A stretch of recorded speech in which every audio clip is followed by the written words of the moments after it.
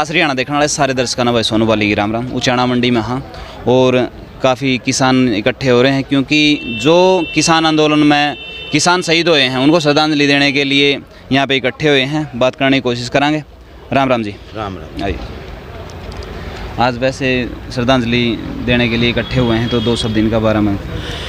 ऐसा है कि ये आंदोलन देश के अंदर और ख़ास तौर पे हरियाणा और पंजाब के अंदर पिछले 3 महीने से चला हुआ है और इस दौरान बहुत लोगों ने दुख और तकलीफ सह करके अपना घर बार छोड़ करके दिल्ली का घेराव करने तक पहुंचना पड़ा। और इसी दौरान हमारे 29 किसान साथी शहीद हो गए हैं, जिनमें 27 पंजाब के साथी हैं, 2 हरियाणा के हैं और ख़ास तौर पे उचाना के इलाके के गुजाना गांव से किताब सिंह और छैन गांव से रामवीर सिंह। आज हमारा इस संयुक्त मोर्चे का पूरा देश के अंदर आह्वान था कि इकट्ठे होकर के अपने अपने गांव में, अपने अपने कस्बे में इन शहीदों को याद करें, श्रद्धांजलि अर्पित करें। और उसी कड़ी में आज यहाँ उचाना के इलाके में अनेक गांव में खटकड़, पालुआ, उचाना, खुर्द कलां, सेडा माजरा और यहाँ उचाना मंडी में हज़ारों लोगों ने मिल कर के आज श्रद्धांजलि दी है।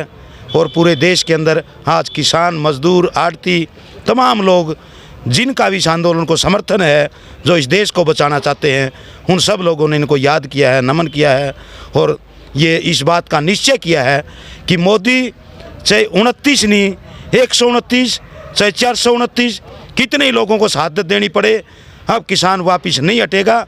और ये मन बना लिया है कि जब तक काले कानून वापस नहीं होंगे दिल्ली से किसान नहीं हटेंगे। और उचाना के इलाके से भी, हरियाणा से भी आज लाखों की संख्या के अंदर वहाँ किसान मौजूद हैं और जाने लग रहे हैं। इस मौके पर हम अपील करना चाहते हैं उचाना के इलाके में भी कि अपनी ट्रैक्टर ट्रालियों के साथ, अनुशासन के साथ, पूरी ईमानदारी और गंभीरता के साथ दिल्ली की मोर्चे पे पहुंचने की कोशिश करें जल्दी से जल्दी। एक बात और है नहीं फूल सिंह जी, राजनीति को इससे थोड़ा सा दूर रखा गया था आंदोलन को, लेकिन वीरेंद्र सिंह जो यहाँ पे पहले भी रहे हैं, लेकिन आज वो पलवल अब किसानों को समर्थन देने के लिए गए हैं। वो कह रहे हैं कि मैं किसानों के साथ में खड़े हैं और मैं इस राजनीति को छोड़ दूंगा। ऐसा है कि देखो, जब कोई भी आंदोलन होता है ना, हर राजनीतिक पार्टी उसमें कोशिश करती है समर्थन करने की। समर्थन करना कोई बुरी बात नहीं है, लेकिन उसकी नीयत और नीति साफ हो। अभय चौटाला भी गया है और भी कई नेता गए हैं। जहाँ तक बात है वीरेंद्र सिंह की, वीरेंद्र सिंह की एक बात होती थी एक दौर में, ये थोड़ा स्पष्ट कह देता मुंह फट है। कुछ तो इसकी मुंह फटी बंद हो गई थी भजन लाल के टाइम में, जब 2 चरित्र अपनाया, एक तरफ विरोध, दूसरी तरफ मंत्री पद। आज वही स्थिति है वीरेंद्र सिंह की। अरे उसका बेटा एमपी है, बीजेपी का एमपी है, हमने तो उसका आवास का घेराव किया हिसार के अंदर, वो आया भी नहीं। तो आज वो बीजेपी के साथ खड़ा है और वो कह रहा है कि ये तो किसान के पक्ष में है। और जींद की एक और घटना याद दिला दूं आपको, अभी कई दिन पहले आज़ाद धर्मशाला जींद में कोई फंक्शन था, वहाँ पर वीरेंद्र सिंह और वहाँ पर मौजूद है भिवानी के सांसद धर्मवीर सिंह। धर्मवीर सिंह कहता है कि किसानों के हक में कानून, वीरेंद्र सिंह चुप रहता है। जब उसका बेटा और धर्मवीर सिंह जो सांसद हैं वो कहते हैं किसानों के हक में हैं, तो वीरेंद्र सिंह किस मुंह से कहते हैं? शायद वीरेंद्र सिंह ये सोचता हो कि एक बार यहाँ जाति का आंदोलन चला था और उस जाति के आंदोलन में इसने नंबर बनाने की कोशिश की थी, हालांकि उसमें भी निकला तो कुछ नहीं। और आज शायद इसकी ये कोशिश हो, एक तरफ मोदी की बड़ाई करे, दूसरी तरफ कहे मैं किसान के साथ हूँ। ये तो दुर्भाग्य है इस देश का कि यहाँ कुछ लोग अपने पुराने पूर्वजों की पीढ़ियों का खा रहे हैं। यही चौधरी वीरेंद्र सिंह का हाल है, जो आज वो जिस पोजीशन में खड़े हैं।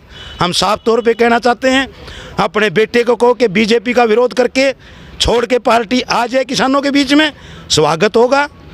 वीरेंद्र सिंह आ जाए, स्वागत होगा। लेकिन माँ बेटा तो बीजेपी के गीत गाते फिरें और वो केवल अलग से भाषा बोले, इसका जवाब तो वीरेंद्र सिंह दे सकता है। जनता तो ये समझ रही है कि ये 2 चरित्र है, ये नहीं चलेगा और हमारा भी यही मानना है। 2 दिन पहले डिप्टी सीएम साहब ने कहा था कि 48 घंटे में किसानों के साथ में सिस्टम ठीक हो जाएगा, लेकिन अभी तक भी कोई भी नतीजा नहीं निकला है। दूसरी तरफ नरेंद्र मोदी भी लाइव आकर ने विपक्ष का ऊपर ये सारी बातें डाल रहा है कि विपक्ष आज अपनी रोटियां सेक रहा है।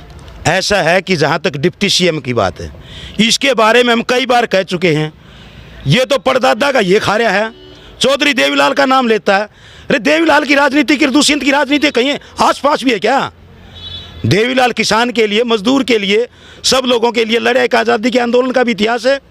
इन्होंने तो बनी बनाई पे खा के अपने परिवार के बारे में, क्योंकि हम परिवारों के ऊपर टिप्पणी नहीं करते, ये हमारा उद्देश्य भी नहीं है, लेकिन सबको मालूम है जो अपने दादा को ही आज नकार रहा है, तो उचाने का किसान क्या लगेगा इसका।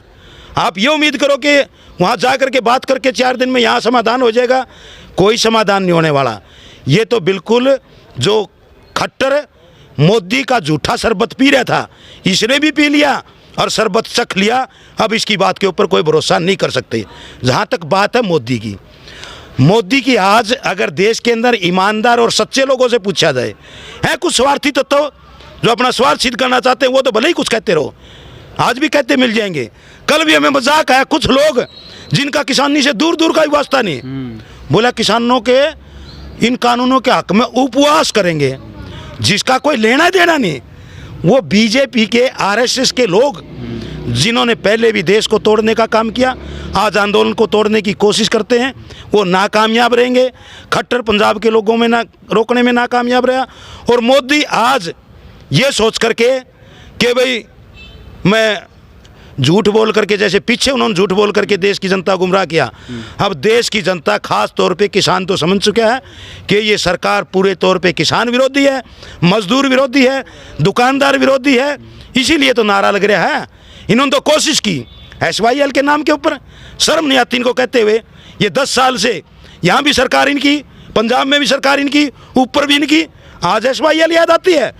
SYL का सवाल नहीं है, सवाल है कि हरियाणा और पंजाब के किसानों में फूट डालने की कोशिश है, इसमें ये कामयाब नहीं हो सकते। और यहाँ तो एक और अचंभा, अभी पंचायत चुनाव, ना कोरोना का डर है ना सर्दी का, खट्टर को बड़ी चिंता और ये जल्दी से जल्दी पंचायतों के चुनाव करवाए जाएं, और वो सोचते हैं कि शायद पंचायत चुनाव से आंदोलन में कमजोरी आएगी। ये खट्टर की भूल है, ये यहाँ की सरकार की भूल है। चुनाव भी लड़ेंगे लोग, जीते भी गए, और तमाम लोग अपनी अपनी तैयारी करके दिल्ली पहुँचेंगे, और जब तक डटेंगे, जब तक ये काले कानून वापिस नहीं होंगे, ये हमारा कहना है।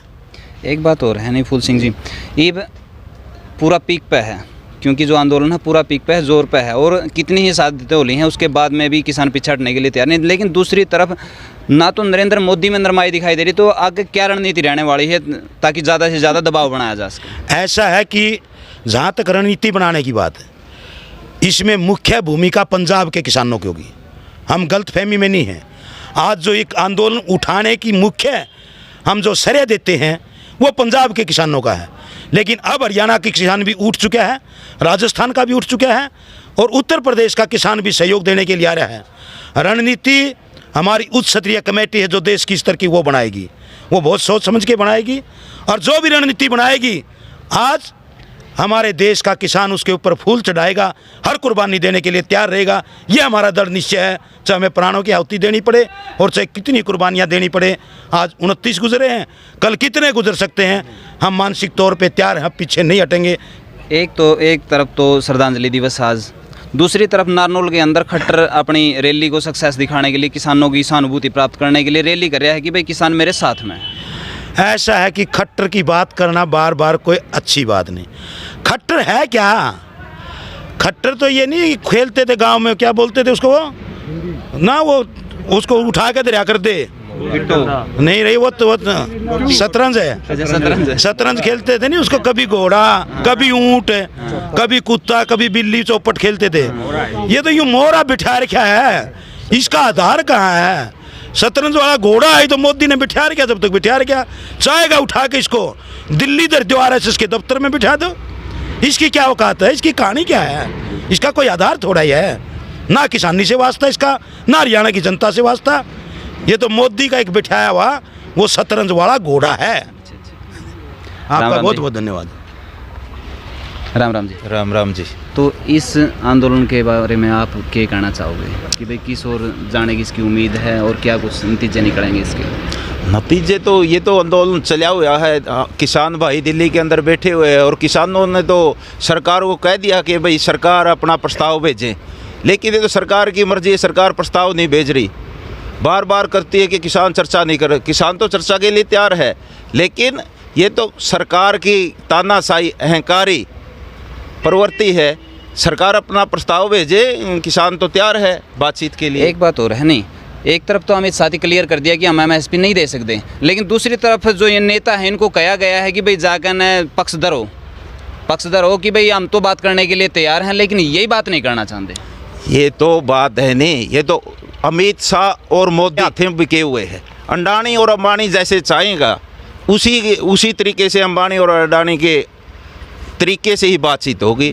मोदी और अमित शाह की तो कोई औकातें नहीं है, इसलिए वो किसानों को और देश के सामने झूठ बोल रहे हैं इस प्रकार की बातें करके न। तो ये तो बिल्कुल किसान तैयार है, लेकिन हम भी कहते हैं भाई मोदी खुद आए प्रधानमंत्री देश का और किसानों से बातचीत करें। धन्यवाद। तो नारी शक्ति हिंद बात कर लें। राम राम जी। राम राम जी। एक और है नहीं, आज का दिन सारा देश सड़क पे है जी। लेकिन कहीं ना कहीं देखने को मिला है कि भाई नारियां भी साथ में, तो आप इस बारे में कैसे? नारी, एक बात बताओ जी, जब परिवार है, परिवार की दूरी है महिला, जब पुरुष मैदान में है तो महिला उनके साथ है, हम तो कंधे के कंधा मिला के इनके साथ ही चलेंगे। जब किसानों पे विपता है, हमारा परिवार पे विपता है, तो सीधी सी बात है हम उससे अछूते नहीं हैं। तो महिला शक्ति तो साथ के साथ कंधे से कंधा मिला के इस लड़ाई को हम आगे लड़ेंगे, और जब तक ये 3 काले कानून वापस नहीं होते इस लड़ाई को हम जारी रखेंगे। और हम अगर आपको संदेश देना हो तो जनता को, तो आप क्या इस टाइम? मैं संदेश देना चाहूँगी जनता को, भाई जैसे पंजाब के किसान बहुत ज़्यादा बढ़ चढ़कर भाग ले रहे हैं, हरियाणा के किसान और हरियाणा की माता बहनों को भी बढ़ चढ़कर भाग लेना चाहिए। हमें सहयोग करना चाहिए, जो आसपास का एरिया है वो ज़्यादा सहायता कर सकता है, और हमें इस 3 जो काले कानून हैं इनको वापस करने में पूरा सहयोग करना चाहिए। हम माता बहनें इनके साथ है सहयोग। धन्यवाद भाई, वीडियो ने ज़्यादा शेयर कर दियो। मिला हाँ नेक्स्ट वीडियो में, तब तक के लिए सारे भाई ने जय हिंद, वंदे मातरम।